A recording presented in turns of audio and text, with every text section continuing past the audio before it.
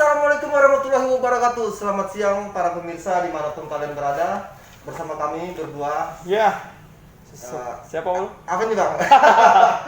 Oke, perkenalkan diri saya Brandon Anto, host paling kece, paling tampan, paling gokil di Kutai Timur. Bersama rekan saya Garbi Channel, Armis Harun. Ya, Oke. jadi kami, kalau aku pribadi dari Garbi Channel, bro. Garbi Channel. Kalau dirimu dari mana? Kalau saya sendiri ya pribadi diri saya sendiri. Ya, independen. Ini. Begini bang, ini kita lagi di mana ini bang?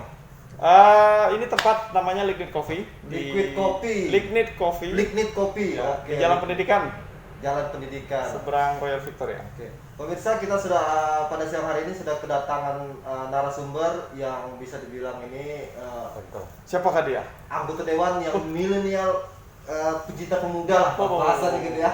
Jangan dibocorin dulu, bro. Oke, jadi siapa sih yang kita undang hari ini? Ya. Pasti sudah tahu ya Betul, pemirsa betul, ini. betul. Jadi kesempatan kedua teman-teman Garbi, pertama kita sedang ngundang kemarin Mas Yoko. Di edisi ini kita ngundang seseorang yang luar biasa menurut teman-temannya. Langsung saja diperkenalkan sendiri ya. Oke. Jadi Bung Maswar. Silakan Bang. Oke, Siapakah pemirsa, dirimu? Gini, kita sebelum perkenalkan Bang Maswar ini, jadi kita sedikit mengulik tentang apa sih yang kita akan tanya-tanya kepada beliau ini. Apa kesehariannya sebagai anggota dewan tuh bagaimana, kesehariannya di rumah bagaimana. Jadi kita langsung perkenalkan aja beliau sendirilah yang memperkenalkan. Ya langsung Bang, Sambil minum ya. sambil minum aja. Silakan. Katanya mau santai. Masker ya, Oke, supaya Aman. ngomongnya nyaring. lebih kelihatan juga tampannya ya. Asik. Sambil minum dulu. Asik. Iya, kalau ditanya siapa saya, ya saat ini saya Maswar, ya kan. Sampai kapanpun tetap Maswar. Maswar.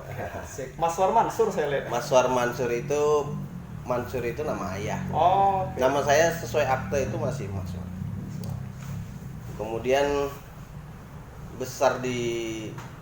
lahir saya di Tanjung sebenarnya, tempat mama. Tanjung Itu Banjar, Tabalong. Kabupaten Tabalong. Oh, saya 1 tahun loh di sana. 2006 saya di sana. Lanjut. Numpang lahir, dibawa sama kakek ke sini, besar di sini di Masabang. Besar di Masabang itu sampai kurang lebih Wih, anak Mas Abang berarti ya? sama Sabang. Wih. Kita nih. Asli. Kalau sekarang tuh ada GAM namanya. Gerakan Gabungan anak Mas Abang. anak Masabang. GAM. GAM. Katanya memang dulu tuh yang berkembang di sana dulu ya. Sangat Iya lah, selatan ya. selatan. Bahkan dulu yang berkembang itu memang wilayah Sangkima. Sangkima, oke. Sampai akhirnya kami hijrah nggak jauh-jauh sih ke Teluk Lingga karena Kelahiran memang tahun berapa sih ngomong? saya kelahiran tahun 82. Oh, muda sekali, 82. bro. Kebetulan kemarin baru pas 38 tahun tanggal Wih, 10 Ulang tahun. kemarin. Oh, jadi hari ini. Happy Kue, birthday ya. kue. Nah, kami pindah ke Teluk Lingga. Teluk Tingga atau di Munti? Saya lihat ada rumah Munti sebelah kanan. Teluk Lingga dulu Oh, di Gang Teluk Beringin. Mhm. Gang Beringin. Gangnya Golkar. Oke, siap. Siap. Aman, lanjut. Sampai saya menikah baru saya pindah. Kurang lebih umur 21 tahun baru saya pindah dari Gang Beringin. Gang Beringin itu 2 kali pindah. Yang pertama di Gang Musola, kemudian di tempat tinggal sekarang di Jalan Mujirjaya. Oke. Jalan Mujirjaya 11. Alhamdulillah sekarang istri 1, anak 3. Alhamdulillah. Luar biasa. Oke. Oh, berarti Gang Mujidaya ya? Mujirjaya. Oh, dekatan Beringin, berarti. ya. Kalau saya ini Gang Mujidaya 4. Oh, tetangga dong. Tetangga ya? Kapan-kapan datang ke rumah ini. Siap. Oh, itu sekilas tentang dia ya. Jadi memang Anda ya. Lama sudah ya.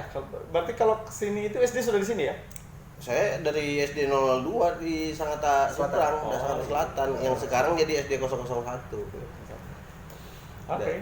Dari ya numpang lahir lah, betul-betul numpang lahir di Tanjung, kemudian besar di Sangatta. Tanjung itu Banjarmasin ya? Iya, Kalimantan Selatan. Tanjung Tabalong, saya 1 tahun di sana. Oh, gitu. Oke.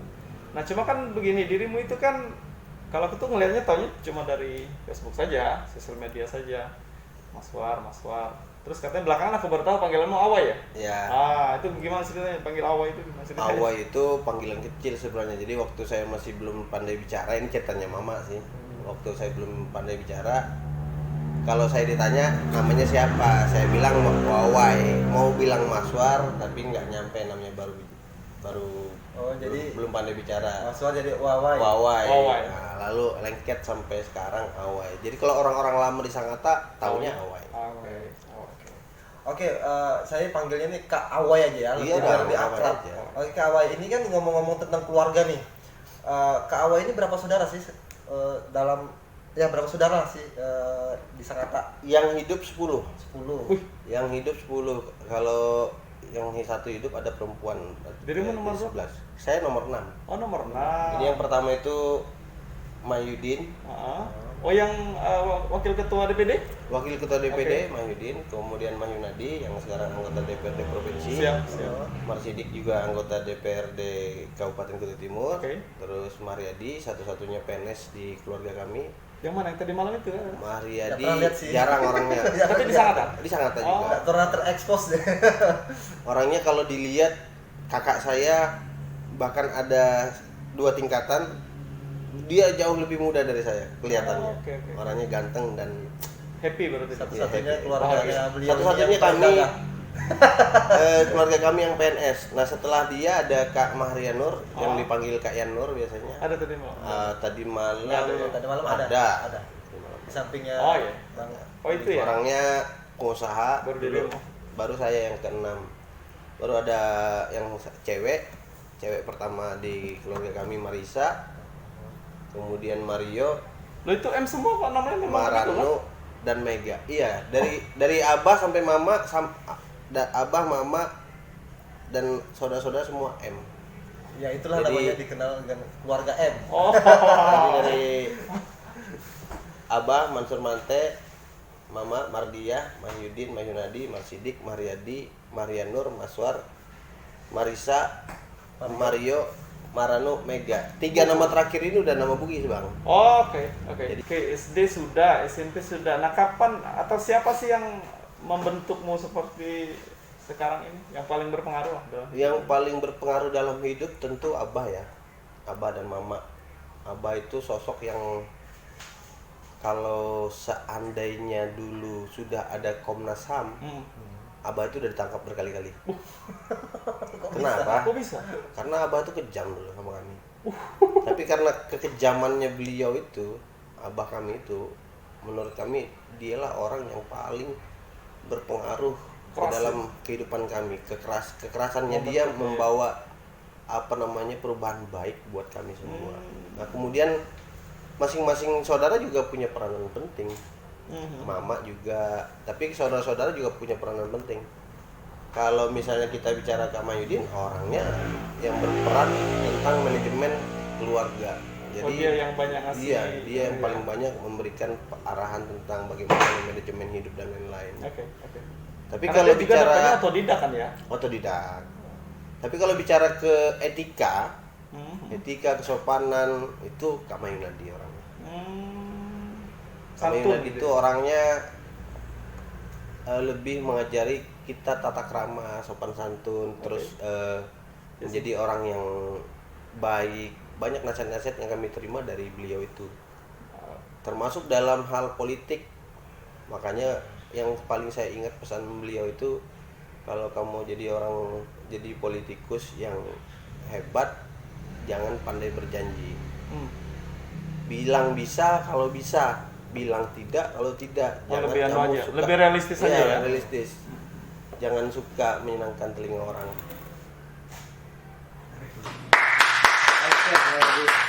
Makasih, luar biasa tadi. Aku tuh sebenarnya dengan Awai lah, kalau panggil Awai jadinya ya. Aku tahun 80, aku Desember 80, jadi aku lihat.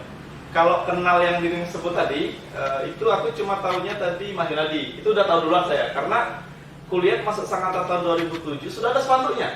Begitu aku masuk Sudarso, ada dia lagi ngetrail, ada lagi nembak, macam-macam lah. Nah itu yang aku tahu. Nah tahun kedua yang kakak ketua, namanya dia. Ya, baru tahu juga pas ngamatin waktu dia lagi berjuang di Jakarta kan. Nah setelah dia baru ketua dirinya, Mas Wad dan lain-lainnya. Belum. Nah itu tentang beliau ini kan. Nah, aku cuma masuk begini, ketertarikanku itu adalah apakah kalian itu satu keluarga itu memang ditakdirkan untuk di garis politik ini kan? Bagaimana sih? Atau ada perjalanan nih mana? Nggak ada sih ya. Panggilan maksudnya- jiwa atau apa? Panggilan jiwa iya. Maksudnya kami lebih berpikir bagaimana merubah daerah tempat tinggal kami, daerah besar kami. Jadi kami ini betul-betul miris ketika melihat daerah kami ini majunya itu kayak jalannya kura-kura. Padahal daerah kita ini kaya. Iya. Kalau kami maunya mengajak membangun Kutai Timur ini berlari kencang. Menurut kami begitu. Dan yang betul-betul paling kencang untuk mengajak kami berbuat seperti itu ya memang Kak Mayudin dan Kak Mayunadi. Makanya Kak Mayunadi itu orangnya 15 tahun jadi pejabat ya gitu-gitu aja hidupnya karena dia memang tidak pernah 15 tahun itu berarti 2005 dari ya? 2004 2004 ya? 2004 dia sudah anggota DPRD Kabupaten. Iya, karena sebagai ingatku kan ketua- kita pemilu pertama tuh 99 ya. 99. 99 2004 itu dia belum main di situ. belum Baru 2002. baru 2004 dia jadi anggota DPRD. Oh, 2 periode. Waktu itu masih anggota DPRD sebagai ketua fraksi. Oke. 2009-2014 dia sudah jadi wakil ketua DPR. Setelah itu 2019 sampai 2009 sampai 2014 sampai 2019 ya. Jadi Sorry. maksudnya bangkitnya itu memang karena kalian ngalamin dari kecil ya. Iya. Jadi tahu bagaimana kondisi sangat. Aku cuma tahu aja dulu katanya di Yosudarso ini enggak ada yang pernah mau ngambil yang di jalur itu. Apa itu? Betok. Jangan. Enggak ada yang mau ngambil tanah di samping Yosudarso karena kan dipakai Prodisa kan. Iya. Debu segala macam. Nah, mungkin karena kalian merasa ketertinggalan kayak gitu ya. Dulu kan jalan itu kalau di Jalan Yosudarso ini kalau panas berdebu, kalau becek, hujan kita itu mobil itu bukan jalan di tengah. Karena jalannya kan harusnya kondisi jalan begini ya. Iya. Kalau dulu jalan begini. Ya, sudah. Kantong Makanya air sudah. kubangan air jadi Kantong air kubangan. sudah. Jadi kalau kami berangkat sekolah jalan kaki, kalau rata-rata dulu anak-anak sekolah berangkat jalan kaki. Nggak nyetop mobil-mobil perusahaan itu. Jadi kalau hujan ya jangan memang kamu jalan pinggir-pinggir jalan. Harus jauh-jauh dari jalan karena becek. Brandon, kamu tanya dulu. Nah ini saya mau tanya apa sebetulnya. Jadi ini seputar kehidupannya Kak Awaya sih saya pengen kulik sedikit. Jadi Minum ya? kan Kak Minum. Awaya ini oke. Pegang. Jadi Kak Awaya ini kan sebagai anggota dewan, anggota DPR Kutai Timur. Jadi selain penjabat sebagai anggota DPR Kutai Timur, apa sih yang dikerjakan di luar? Mungkin punya usaha atau kebun atau gimana sih? Pekerjaan di luar pengen tahu aja, mungkin pemirsa juga pengen tahu sebagai anggota dewan. Pekerjaan di luar ada, maksudnya bukan bekerja sebagai karyawan enggak, tapi Atau hobi maksudnya? Atau hobinya olahraga. Memanah kah? Yang dikerjakan lah intinya. ada. Apa sih? Saya hobi sebenarnya game ya, game online. Oh, gitu. Kebetulan saya juga punya komunitas game online yang namanya M6. M6 itu menunjukkan diri saya. M itu M dari keluarga kami, M6 itu ke-6. Oh gitu. Bahkan jebolan-jebolan kami Itu dari yang M6. lari ke EcoSport dan lain-lain itu Iya, ya? ke e-sport sudah ada orang-orang kami yang masuk ke tingkat internasional bahkan. Ya, seperti BTR Hijrah itu dari kami. Oh, oke. Kemudian keseharian misalnya berkebun ya kami berkebun. Saya juga ada punya kebun sawit ya walau masih merintis. Sehari-hari saya juga kadang-kadang ke dapil. Aku penasaran begini ya. Kan aku cuma baca-baca aja sih. Dirimu katanya ngambil di Dapil 3 ya? Dapil 3. Dapil 3 tuh kecamatan apa aja sih? Wahau, Telen, Kombeng, Busang, Long Masangat, Batu Ampar, Jauh. Muara Bekal, Muara Ancalong. Pesisir ya? Pesisir gunung. Ya? Utara. Wilayah utara. Itu lebih ke Bukan pesisir. Kalau masuk pesisir dalam kan Oh, jalur situ ya? jalur tengah dia. Mm. 8 kecamatan. Apa yang ini kan aku tuh kan teman-teman Garbi kan banyak juga ya anunya apa namanya yang suka explorer lah ya. Apa sih kekuatan daerah situ tuh? Daerah-daerah itu tuh. Aku tahu aja Busang dulu pernah ada kasus yang helikopter jatuh, ada geolog emas gitu, tahu jatuh dari helikopter di Busang waktu neliti katanya ada emas. Nah kalau Telen, Wahau, aku cuma tahu kayaknya ada kebun sawit aja. Nah yang kesana-sana aku nggak tahu. Apa sih kekuatan di daerah sini Dapil 3 itu? Dapil 3 sih rata-rata perkebunan ya. Sawit ya. Perkebunan, Memang, sawit. Iya sawit, terus apa namanya hutan taman industri HTI, Nah, kemudian tambang batubara juga ada di daerah Senior namanya. Sudah boleh produksi? Belum. Saya belum pasti ya, tapi kayaknya sudah Nah, berproduksi. aku tertarik itu kan karena kan aku lihat kan beberapa ya tanda petik apa ya campaign ya, beberapa kampanye-kampanye itu bicara tentang apa namanya transportasi infrastruktur. Nah maksudku nyambungkannya itu gimana antara apa sih ketertinggalan sekali kah daerah dapilmu itu? Wah, dapil saya itu wilayah yang paling tertinggal. Nah itu maksudku. Belum pernah ada bupati atau pejabat eksekutif yang jadi dari dapil sana. Aku tuh lihat videonya aja sih, lagi-lagi aku tuh kan lihat di video. Penasaran sih jalannya seperti apa. Soalnya Ya. saya sendiri nggak pernah tuh ke sana. Kita bicara Muara Bengkal ya. Heeh. Muara Bengkal itu termasuk wilayah desa yang penduduknya cukup banyak. Cukup banyak.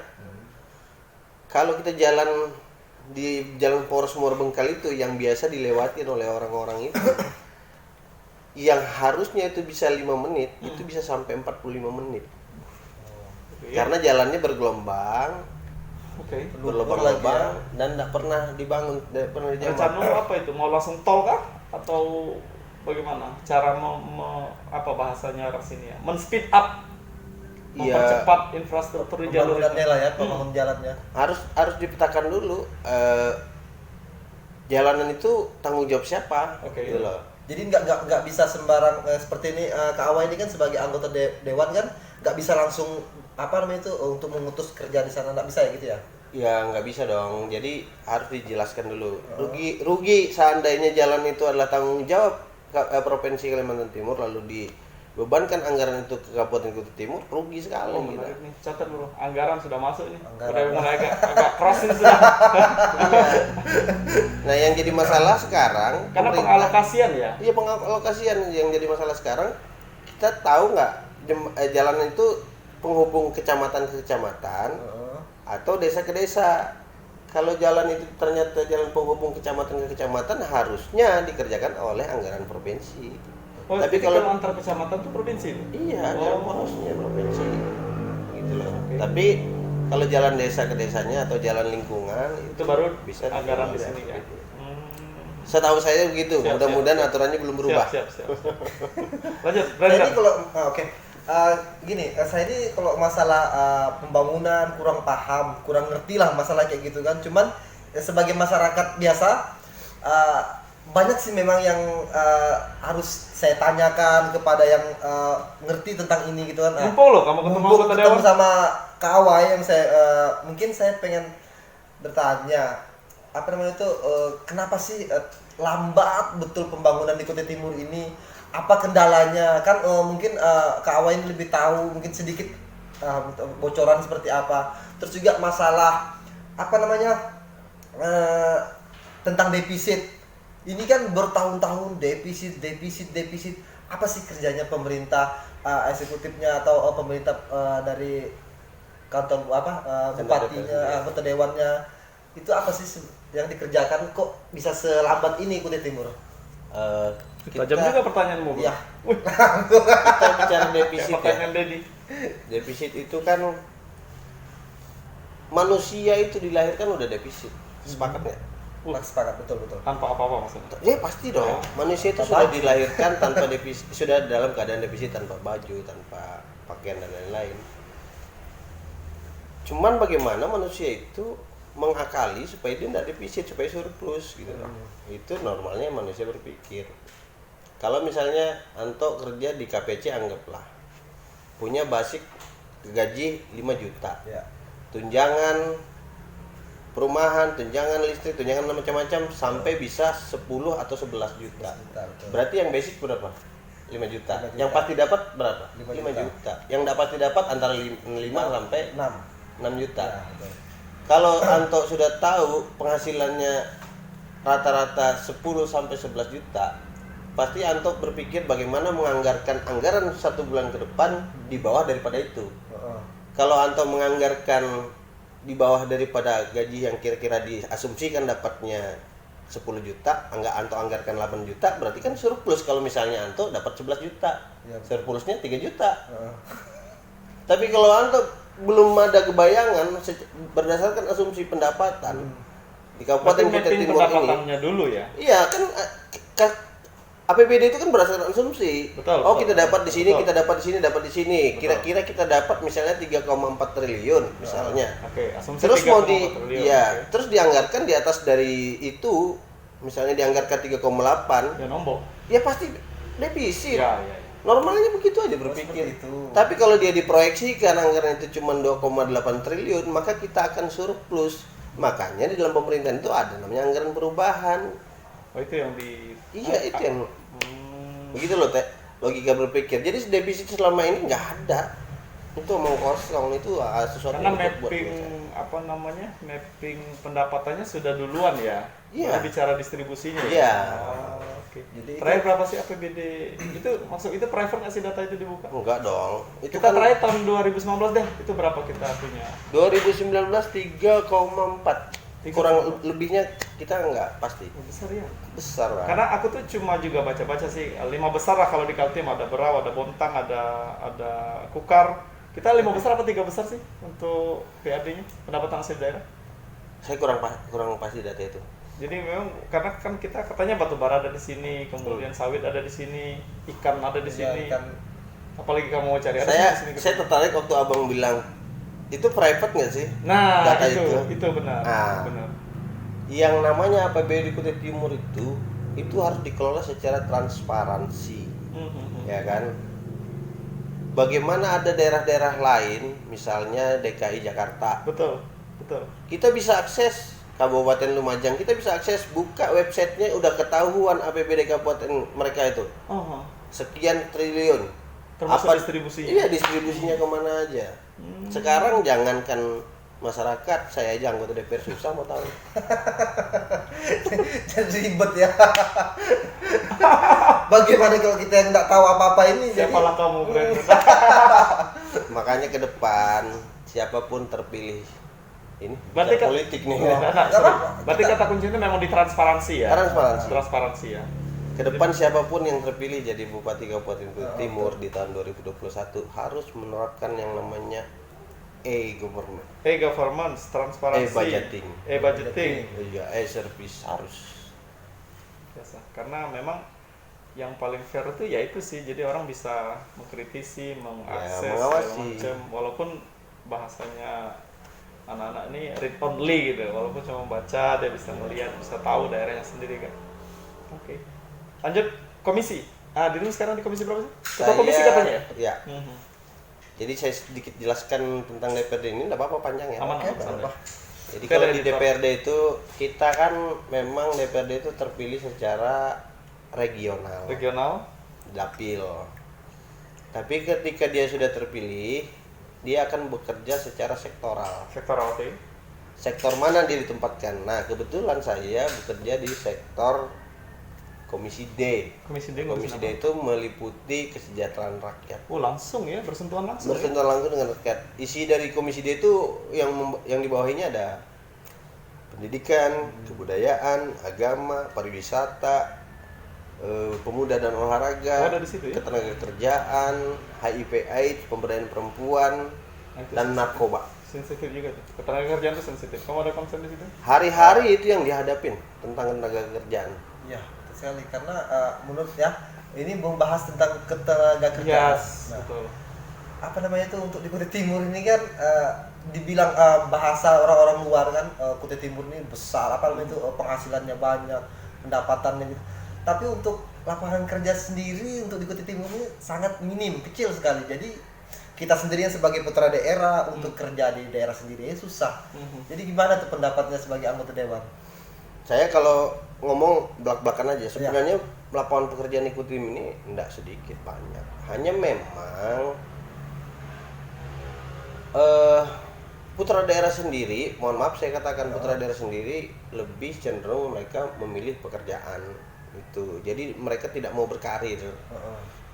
Mau kerja langsung yang enak Yang gitu. enak, Itu betul, yang betul. yang menurut saya nggak pas, nggak pantas. Jadi memang kalau mau kerja itu ya banyak pekerjaan di sawit gitu loh. Tapi ya harus berkarir, nggak mungkin udah langsung tiba-tiba masuk sesuai dengan Langsung pengen lulusan. tinggi gitu ya? Anggaplah misalnya S1 ya dapat, langsung dapat di kantoran, itu agak susah Oke, menurut saya. kita bicara komisi D, kita bicara kesejahteraan, kita bicara ketenagakerjaan. Aku mau coba iriskan dengan kan Kutai Timur kan lagi sekarang lagi rame-rame mau hajatan ceritanya. Saya lihat semuanya kampanyenya berpihak kepada rakyat. Nah, aku pengen tahu dari perspektifmu lah ya kira-kira. Cara nyambungkannya konsep, misalnya sekarang ada kulit istilah program 50 sampai 100 juta per RT. Nah, nyambungkannya dengan kamu yang di komisi itu yang ngurusin ketenagakerjaan, itu bisa diapakan duit itu maksudnya? Kalau duit itu sih sebenarnya Apa beli mesin cetak atau beli enggak. tambah udang gitu? enggak. Yang di RT itu dia lebih cenderung penggunaannya ke gotong royongan masyarakat. Jadi masalah-masalah yang dihadapi sekarang ini, misalnya masalah sampah, itu lebih ke lingkungan sih, Bang. Oh, tapi itu legislasinya kan di dirimu kan membuat Iya. rules aturan mainnya gitu kan ya? Sebagai anggota dewan itu fungsi pengawasan aja yang turun. Fungsi Oh, pengawasan. Nanti oke. regulasinya tetap pemerintah yang buat. Eksekusi anggaran dari pemerintah, Iya, kalian yang memastikan peruntukannya. Heeh. Oh, oke. Makanya kami kan diskusi juga dengan kawan-kawan. Bagaimana caranya ya 50, 100 apa jadi dibelikan jaring atau dibelikan bukan perahu. Nah, itu yang Dia lebih ke operasional, Bang, untuk anggaran 50 sampai 100 juta per tahun itu. Misalnya sekarang ini kan orang malas gotong royong karena sebelum gotong royong urunan dulu. Oh, gitu. itu ya. Urunan dulu. Ya masuk sih kalau itu. Ya. Akselerasi ya. Akselerasi. Terus misalnya sampah, masyarakat harus dibebankan 50.000 sampai 100.000 sebulan Iya, untuk betul. Itu masih pengelolaan terasa loh. sampah. Benar. Iya, itu ya terasa lah, Di Bang. tempat kamu itu, Brandon. Kalau di tempat saya untuk urangan sampah itu 30.000 per kakak. Betul. Kali banyak. Nah, kali banyak berapa gitu ya? Ya. Dan itu dana tidak melalui desa. Jadi betul-betul langsung turun ke rekening RT. Jadi Dan tanpa ada lagi ya, tanpa sangkut-sangkut nggak ada singgah-singgah lagi, langsung masuk ke rekening RT. Oke. Jadi banyak aku lihat kayak kesenangan anak muda sekarang udah mulai geser. Mereka udah mulai peduli, perhatian masalah politik, masalah sosial. Kalau dulu kan mereka itu kan urusan orang tua. Ya. Nah, sekarang lebih. Nah, gimana sih kamu melihat anak-anak muda sekarang yang sudah mulai ada ketertarikan di politik, di sosial dan sebagainya? Kalau saya lihat sih kayaknya memang anak muda sekarang tuh mulai jenuh dengan dunia yang begitu-begitu aja ya. Oke. Jadi memang anak muda sekarang udah mulai melek yang namanya politik. Karena memang kita juga melakukan sosialisasi tentang dunia perpolitikan. Oh, ada sosialisasi juga ya? Jadi kalau saya jalan secara pribadi, saya mengajak teman-teman kalangan muda untuk ikut terjun berpolitik. Karena sebenarnya tujuan politik itu adalah mulia. Oke. Banyak yang bilang politik adalah cara mencapai tujuan. Cara mencapai tujuan untuk berkuasa, tapi untuk membangun. Ya, dalam konteks Mana jalanan yang di Indonesia ini, seluruh Indonesia ini, mana jalanan yang tidak dibangun dengan politik? Tidak ada. Semua dibangun dengan politik. Setuju. Silakan, Marlon. Jadi memang Marlon. harus Brandon. pemuda-pemuda sekarang saya ajak untuk berpolitik. Kemudian pemuda itu lebih cenderung dia berpolitik betul-betul ingin membangun, tidak main-main dengan yang namanya money politik. Dan saya selalu mengingatkan kepada mereka semua bahwa yang namanya money politik itu adalah sebuah kejahatan korupsi yang harus dibersihkan. Itu yang paling akar itu. Kalau kalian mau bermoney politik, bagaimana dengan orang-orang yang di atas? Siap. Gitu? Dari bibit bebetnya itu ya. Kamu tadi mau ngomong masalah apa? Pendidikan? Iya, untuk masalah pendidikan di Kutai Timur ini, untuk yang daerah-daerah tertinggal lah, Oke. Untuk seperti fasilitas di sekolahnya, terus itu sekolahnya sendiri, pembangunan sekolahnya itu kayaknya ya itu sudah saya bilang tadi lagi, pembangunan sangat lambat. Jadi ada menurut saya ada tugas pokok dan fungsi setiap OPD yang overlapping dalam artian ada pekerjaan yang harus dikerjakan dinas pendidikan, ada yang harus dikerjakan oleh dinas PU misalnya. Itu yang overlapping, saling tumpang tindih. Harusnya Masih ada ya?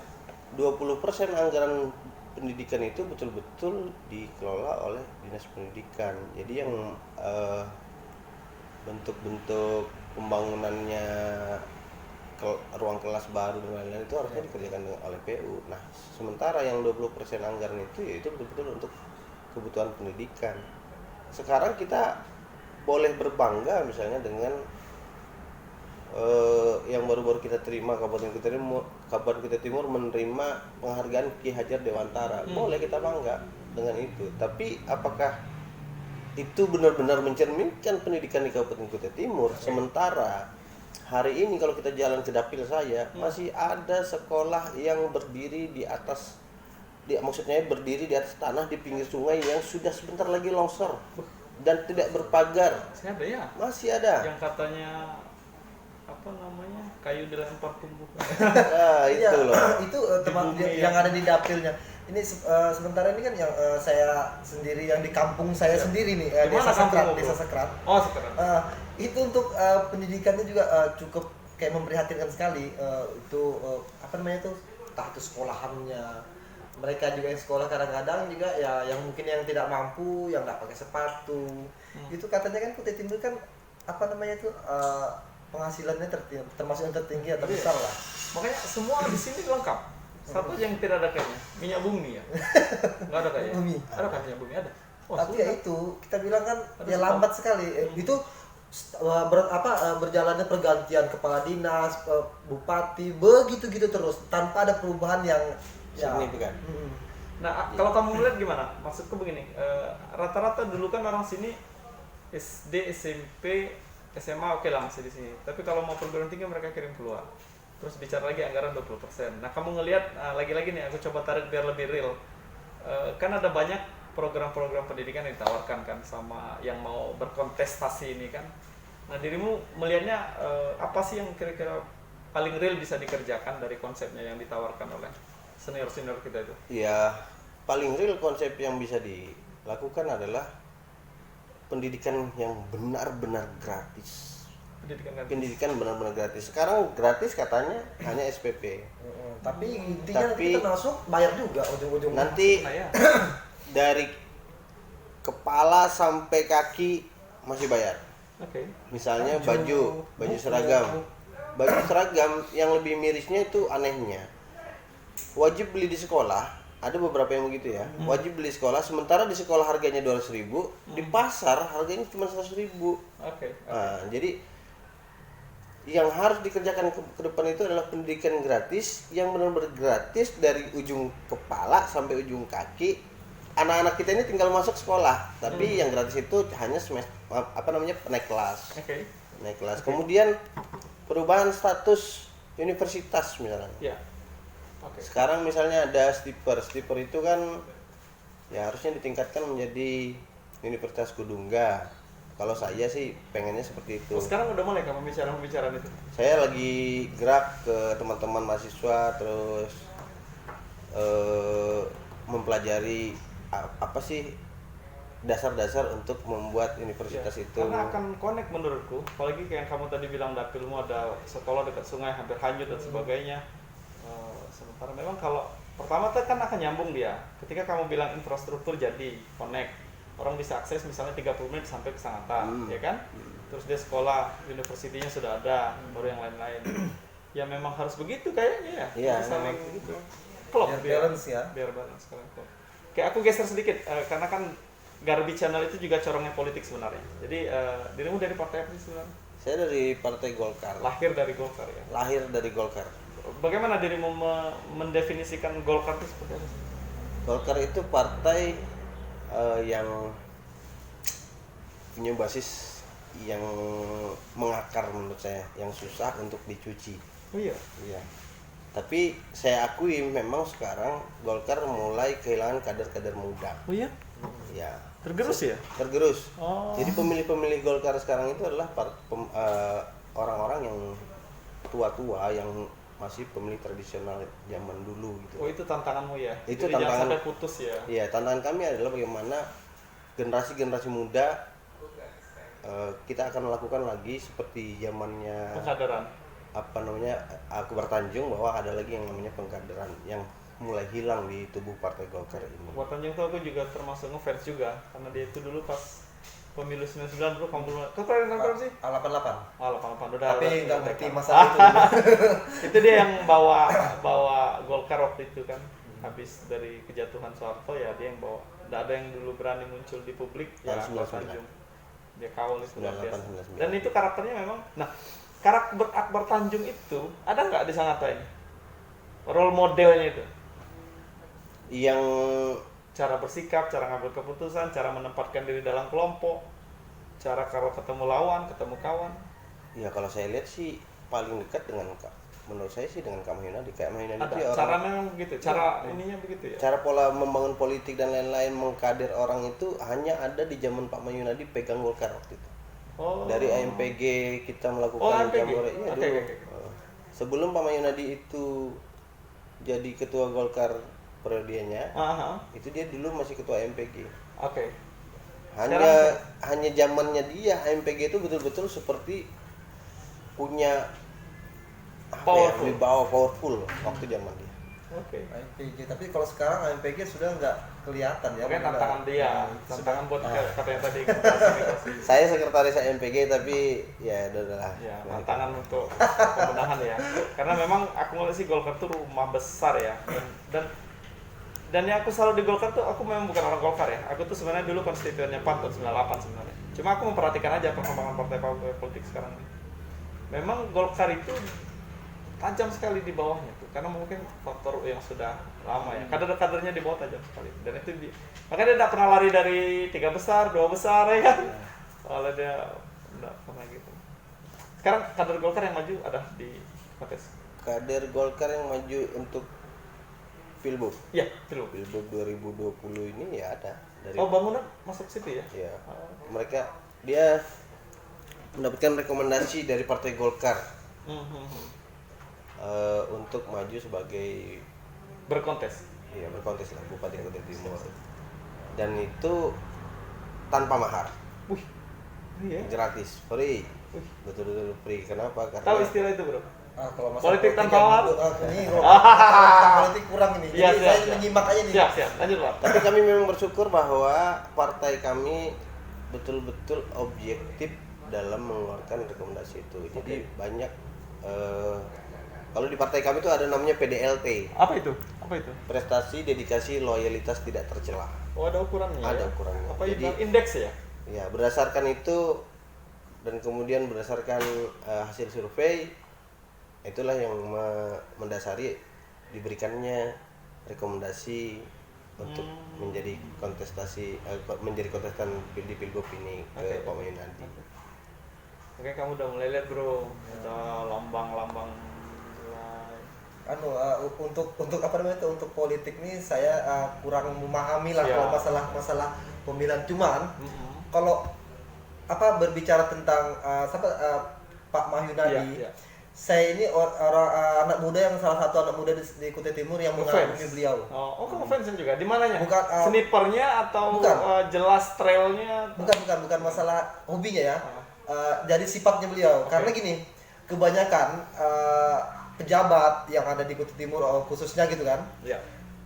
Ini hal kecil aja sih sebenarnya. Saya ketemu dengan beliau. Saya tidak negur karena saya merasa siapa sih saya ini? Siapalah gitu kan. saya gitu. Tapi beliau negur. Remah-remah rengginang gitu ya. Jadi gini kan saya ngerasa kayak saya ini kayak dihargai walaupun saya ini bukan siapa-siapa karena saya ini orang selengean Iya, macam-macam di luar kan. Tapi beliau ini kayak gimana gitu. Nah, saya mengikuti gini. Contoh satu. Saya mengikuti sebuah kompetisi lomba. Stand up komedi? Bukan, Oh, Dance. tinju lah. Oh, itu tinju, lah, iya, tinju rakyat. Jadi gitu, tinju rakyat. Jadi saya ini pengen sekali negur beliau kan, cuman karena merasa saya ini bukan siapa-siapa, jadi saya hanya cukup berdiri di depannya beliau agar saya dilihat. Cuman beliau ini datang ke saya, wah banyak kan ngasih semangat gitu Iya, loh. Jadi saya ini bertambah di situ dari dari itu, tapi sebelum itu juga saya ngefans sama beliau. Jadi saya ngerasa beliau ini walaupun tidak terlalu akrab dengan saya, beliau kayak gimana gitu nah. Oke. Jadi mungkin bukan cuma dengan saya mungkin beliau seperti itu, mungkin dengan yang lain mungkin seperti itu ya. Maka dari itu saya tuh salah satu pemuda yang mengagumi beliau. Oke. Tapi selepas dari yang itu, Iya, iya, iya. sebelumnya 2015 saya di situ saya mulai ngefans banget sama beliau. 2015. Ada sih, mungkin saya nggak bisa cerita. Siap, aman. Jadi dari situ saya mulai ngefans sama beliau. Oke, ini kan udah mulai di ujung-ujung kisah. Mas War ada yang pengen ditekankan mungkin biar apa yang kita bicarakan banyak hal tadi tersampaikan dengan baik, jangan sampai cuma dia saja tuh yang merasakan manfaat orang-orang yang bagus begitu. Silakan, ada yang mau disampaikan secara khusus, dikasihkan Iya. space-nya. Kalau saya sih menekankan kepada seluruh lapisan masyarakat di Kabupaten Kutai Timur ini, apalagi kita dalam waktu dekat ini menghadapi pemilihan kepala daerah yang akan memimpin kita 5 tahun ke depan. Krusial ya, menentukan ya. Menentukan sekali. Jadi maksud saya, pilihlah pemimpin yang benar-benar bisa membawa Kabupaten Kutai Timur ini berlari kencang. Betul. Dengan uang yang cukup banyak, kita betul-betul berlari kencang. Potensinya ada ya. Pilihlah pemimpin yang amanah, jujur. Jangan pernah terlihat, apalagi dia pernah berbohong, itu tuh jangan. Karena orang sekali pandai berbohong, dia akan selalu berbohong. Kemudian pilihlah pemimpin itu yang menawarkan konsep, menawarkan visi yang membawa Kabupaten Kutai Timur ini kembali lagi saya katakan berlari kencang. Jangan pilih pemimpin yang menawarkan uang, karena uang yang ditawarkan itu akan membawa Sesaat. kehancuran Kenikmatan Kabupaten sesaat. Kutai Timur 5 tahun ke depan. Itu hanya kenikmatan sesaat gitu loh. Edukasi itu yang penting ya, bro. Ya. Edukasi. Ya, kita sebagai masyarakat tuh sudah Iya. merasakan tuh gimana pemimpin yang benar-benar ada di pihak rakyat, gimana pemimpin yang Iya. hanya sekedar memimpin. Jadi it's time to show. Ya, betul. Waktunya berlari kencang. Jadi memang kita ini butuh perubahan. Jadi ya begitu bilang beliau tadi, jadi kita harus memilih pemimpin yang bukan karena uang, Siap. tapi karena Konsep, konsep yang yang ditawarkan oleh calon pemimpin dan tersebut. pasti konsep itu masuk akal, Ya, masuk betul. akal bisa dilaksanakan gitu loh. Jadi kalau bicara konsep itu sesuatu yang tidak masuk akal, ya jangan dipercaya juga. Makanya kalau mau, ya jangan cuman baca, kalau bisa temui orangnya gitu loh. Untuk berbicara langsung, menanyakan apa kira-kira kalau Bapak terpilih, Bapak mau bawa kemana Kabupaten Kutai Timur ini gitu loh. Jangan berdasarkan logistik yang ditawarkan. Oke. Mantap, closing statement sudah. Ada lagi teman? Mungkin cukup. Itu. Mas Or sudah tersampaikan Cukup. semuanya. Oke. Teman-teman, sahabat Garbi ya. Jadi ke depan akan banyak tokoh-tokoh yang hadir di channel kita. Ya, betul sekali. Kita bermain dengan waktu, running well. Nanti kita lihat siapa lagi yang hadir di sini. Karena kemarin sudah. Kalau Garbi itu clear ya, kami mencoba memposisikan diri tidak mencoba partisan, cuma coba menghadirkan sesuatu yang memang realistis apa adanya dari perspektif masing-masing ya. Kalau kemarin kami sudah mendengar perspektif dari kawan-kawan kita di Gelora, Mas Yoko udah ngomong, sekarang Mas War, nanti Sebagai kita anggota dewan ya. anggota dewan Dapil 3 yang katanya sekolahnya saja masih ada di pinggir sungai hampir hanyut, luar biasa. Jadi dia double perjuangannya. Makasih kehadirannya ya, Mas War. Siap. Saudaraku juga. Dan ini ada oleh-oleh nih, ada masker dari Garbi. Kita kasih Mantap. ke bintang tamu kita pada hari ini. Diterima dulu. Mau dipoto? Oke. Foto dulu. Tetap social distancing. Oke. Oke, makasih bro. Mantap. Thank you. Dah, relax dah.